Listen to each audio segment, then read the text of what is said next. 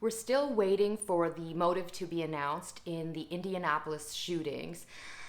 And there's a question mark lingering about whether Brandon Scott Hole was a white supremacist.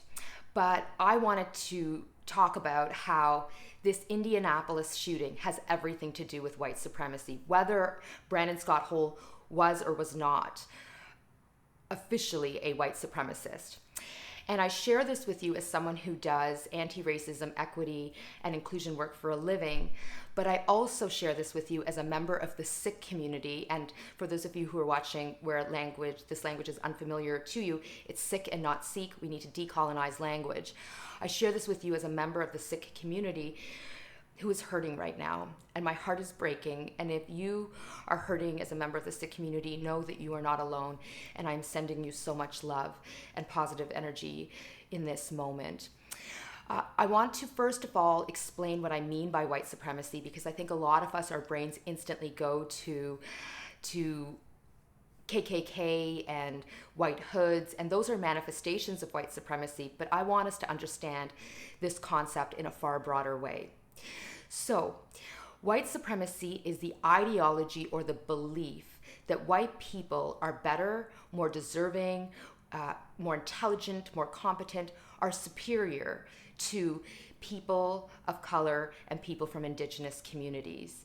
It's a concept that was invented hundreds of years ago by white Europeans and white Americans as a way to justify experiences like enslavement, land theft, genocide, colonization, imperialism, and so much more. Racism is how white supremacy shows up in our system, structures, practices, and more. And so this Indianapolis shooting has everything to do with white supremacy. And why do I say this? White supremacy is responsible for the colonization and imperialism of communities around the world which were populated by Black and brown people. White supremacy led white people to justify the land theft, the genocide, the literal rape and pillaging of people and lands across brown and Black communities globally in the name of racial superiority.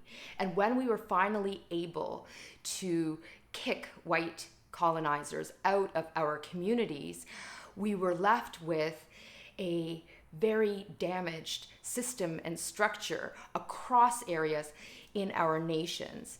We were left with corruption, we were left with poverty, we were left with systemic damage that has now created an environment where Black and brown people from around the world feel like in order to have a better life, they need to abandon their homelands to come to places like the US, Canada, the UK, and more in order to thrive.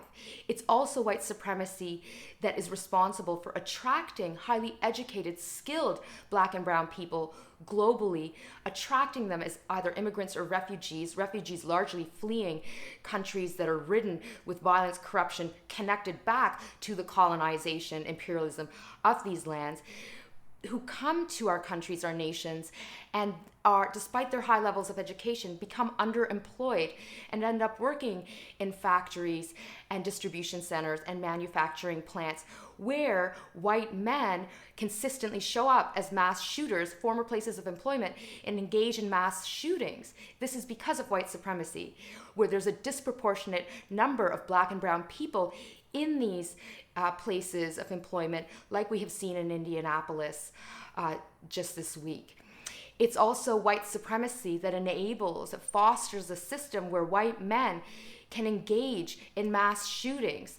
And despite us regularly calling this out, nothing is being done to break this pattern. And in tandem, it's also white supremacy that's responsible for a system where white law enforcement officers can consistently kill Black and brown people, innocent people, and despite us calling this out, the pattern is not being broken. That's also because of white supremacy. And it is also because of white supremacy that in this moment, so many of us from Black and brown communities are hurting. We're heartbroken.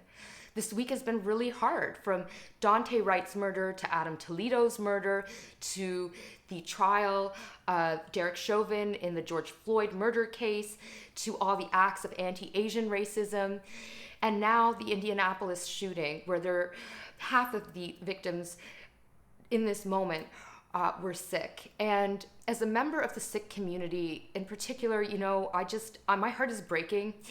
I just keep thinking about how our community continues to suffer and to experience heartbreak, from our experiences with British colonization to what had happened after 9/11, to the 1984 genocide, to these farmers' protests, to the Oak Creek Gurdwara shooting, and now this. It just feels really difficult. And as someone who also teaches a lot about interrupting the pain and hurt that comes from internalizing racism and healing from racial trauma, it doesn't have to happen to us directly for us to hurt. It's called vicarious or secondary racial trauma. It doesn't have to happen to you directly for it to hurt. If you are hurting right now, know that this is a real thing tied back to racial trauma or racialized trauma. And so if you are hurting, you are not alone. But because of this is why in this moment it's so important for us to be taking care of ourselves and taking care of each other.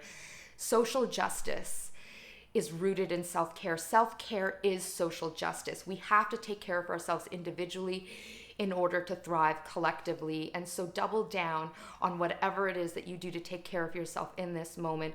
Spend time with each other. Reach out. If you are watching this as an ally, know that your friends, family members, colleagues, and more who are from across Black and Brown and Asian communities are really hurting. Reach out to check in with them. We should be checking in with each other. And to everyone who is hurting in this moment, I am sending you so much love and positive energy.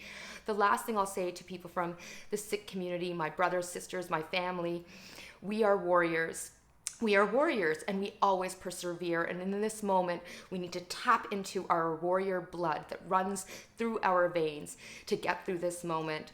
And so I hope that you make that happen, and I am joining you in this. Thank you for watching. Fateh.